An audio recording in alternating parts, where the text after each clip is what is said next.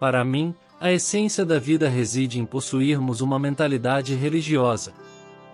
Porque, assim, todas as demais áreas entram no estado adequado de conexão. Todas elas: ocupações, saúde, casamento, intimidade, amor e os inúmeros desafios e tribulações que a vida nos apresenta. Tudo é compreendido. A mentalidade religiosa não é algo facilmente alcançável através da leitura de alguns livros, ouvindo uma série de palestras, ou ao nos esforçarmos para assumir uma determinada postura. A mente, que abrange tanto o consciente quanto o inconsciente, é, como já mencionamos, um vasto campo de contradição. Ela está totalmente envolvida em uma grande luta, dilacerada por muitos conflitos, batalhas e choques de desejos.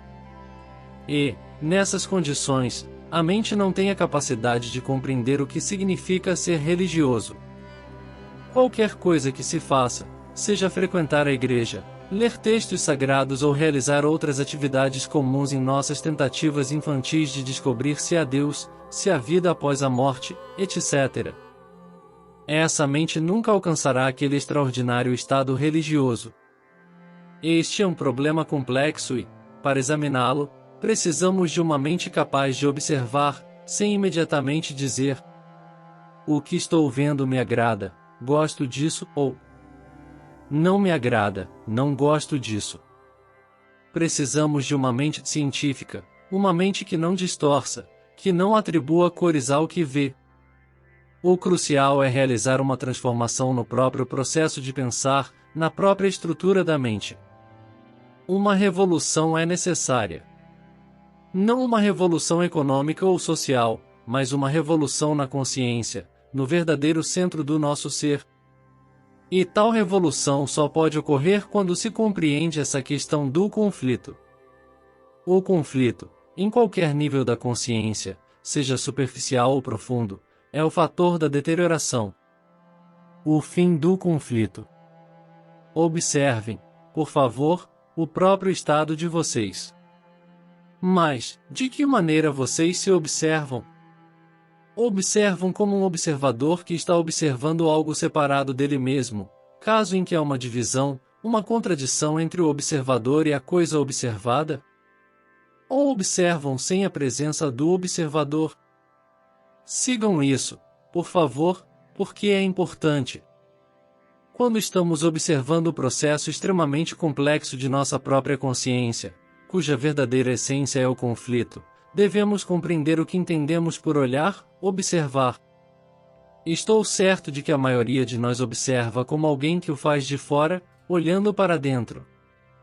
Estão cientes de seus conflitos e estão observando-os como sensores, como juízes, como observadores separados da coisa observada. Isso é o que geralmente fazemos, e é isso que nos impede de compreender essa coisa tão complexa chamada conflito. Seu enorme peso e conteúdo, suas variedades. Quando observam como se estivessem de fora olhando para dentro, sem dúvida, criam conflito, não é verdade? Não estão compreendendo o conflito, apenas o tornando maior. Consciente do conflito existente em si mesmo, o observador diz: preciso mudar isso, não gosto de conflito. Gosto do prazer.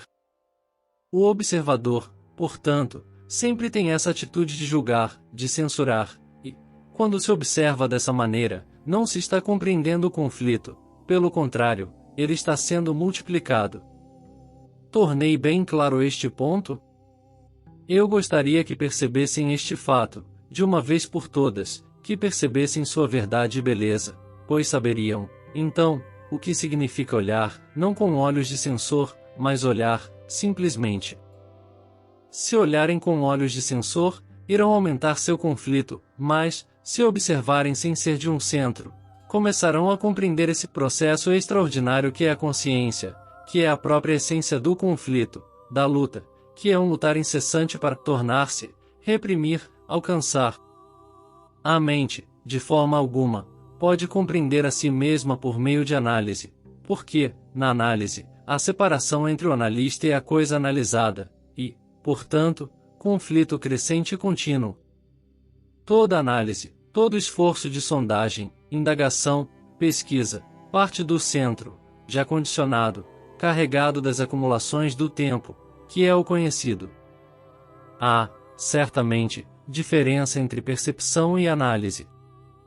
Se virem com clareza essa diferença, ficará também claro que a análise não produz nenhuma revolução. A análise poderá ajudá-los a se ajustarem à sociedade, a remover algumas de suas peculiaridades, de suas idiosincrasias, de suas neuroses, mas não é disso que estamos tratando. Estamos falando de algo muito mais fundamental do que o mero ajustamento a uma sociedade corrompida.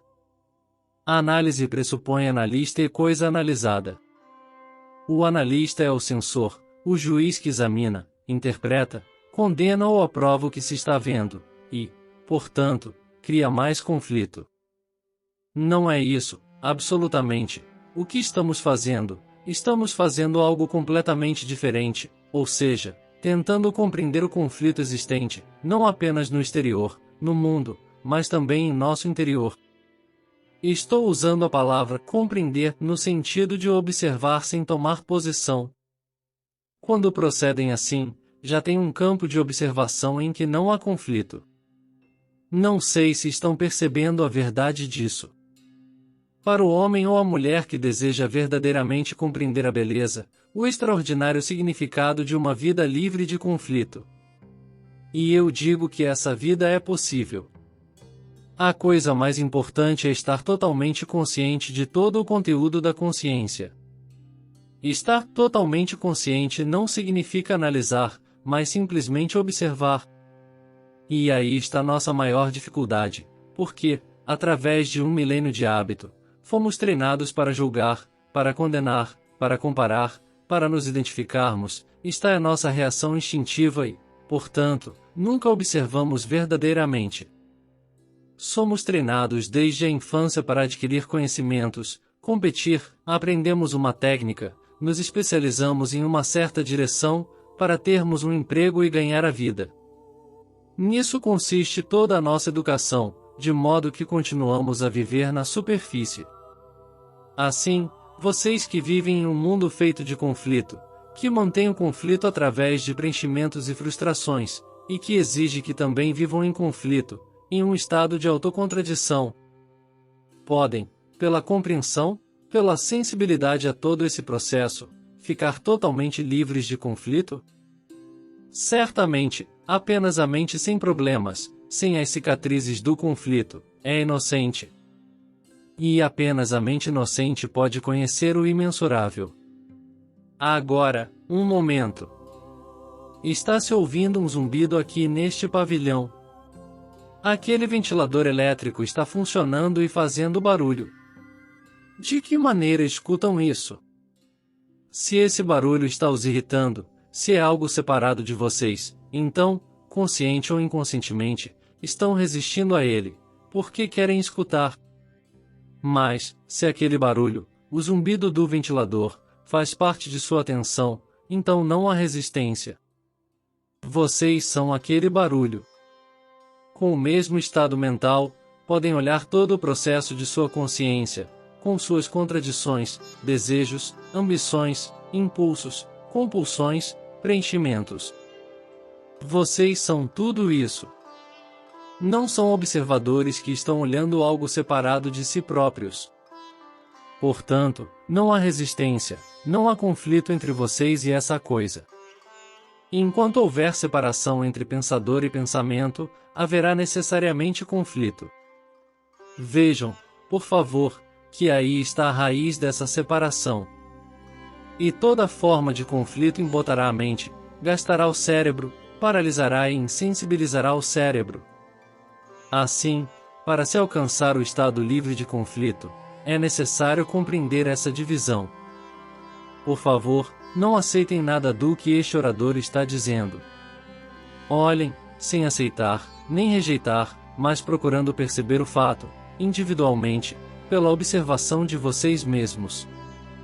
Quando tiverem realmente compreendido o profundo significado da observação, descobrirão que o próprio processo de observar, de ver, é o fim do conflito. Porque a separação entre o observador e a coisa observada foi eliminada. Essa divisão desapareceu completamente, portanto, vocês não estão observando o pensamento como uma entidade separada. Vocês são esse pensamento, e não um pensador que observa o pensamento. Assim, se isso estiver compreendido, examinemos essa coisa complexa chamada ego, que é o eu. O campo da consciência. Sem autoconhecimento, o eterno não pode surgir. Apenas através da conscientização do que é verdadeiro de momento a momento se descobre aquilo que é infinito, o eterno. Quando não conhecemos a nós mesmos, o eterno se torna uma simples palavra, um símbolo, uma especulação, um dogma, uma crença, uma ilusão para onde a mente pode fugir. Mas, se a pessoa começa a compreender o eu em todas as suas várias atividades diárias, então, nessa própria compreensão, sem qualquer esforço, o inominável, o eterno, surge. Mas o eterno não é uma recompensa para o autoconhecimento. Aquilo que é eterno não pode ser perseguido. A mente não pode adquiri-lo. Ele surge quando a mente está quieta, e a mente só pode estar quieta quando é simples, quando não está mais armazenando, condenando, julgando, pesando.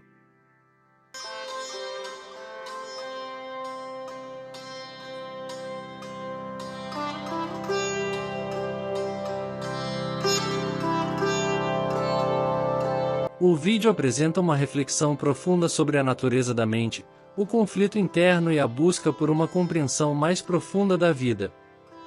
Jiddu Krishnamurti aborda temas como a mentalidade religiosa, a análise da consciência, a separação entre o observador e o observado, e a necessidade de uma revolução na consciência. Vamos destacar alguns pontos-chave e considerar sua relevância. Mentalidade religiosa. Krishnamurti destaca a importância de uma mente religiosa, não no sentido tradicional ligado a dogmas ou rituais, mas como uma abordagem que permite a compreensão de todos os aspectos da vida. Ele sugere que essa mentalidade não pode ser alcançada apenas por meio de práticas superficiais, mas exige uma transformação profunda na forma como percebemos a realidade. Conflito interno. O orador explora a natureza do conflito interno presente na mente humana. Ele argumenta que a análise e o julgamento constantes perpetuam o conflito, enfatizando a importância de uma observação sem a divisão entre o observador e o observado. Ao fazer isso, Krishnamurti sugere que a compreensão verdadeira vem da aceitação e observação sem resistência. Observação sem julgamento. A ênfase na observação sem julgamento é um tema recorrente.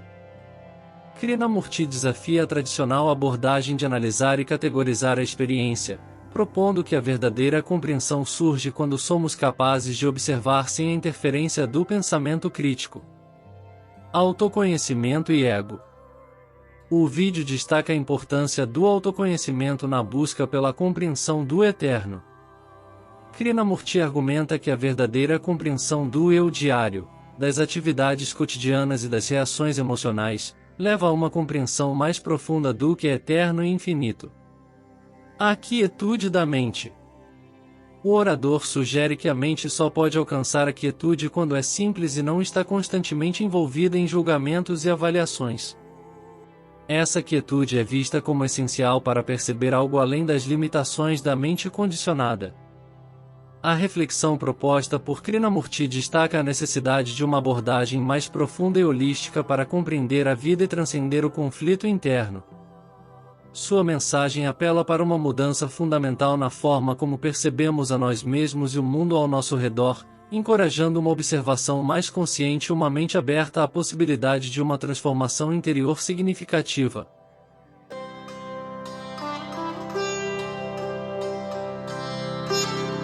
Agradecemos por se juntar a nós nesta jornada de reflexão e descoberta interior com as palavras inspiradoras de Jiddu Krishnamurti. Se este conteúdo ressoou com você e deseja continuar explorando temas profundos e significativos, convidamos você a se inscrever em nosso canal. Não perca as futuras reflexões e insights que compartilharemos juntos. Sua inscrição é uma maneira valiosa de apoiar o crescimento deste espaço de reflexão. Juntos, podemos continuar a explorar as maravilhas da mente e da consciência. Lembre-se: sabedoria é liberdade.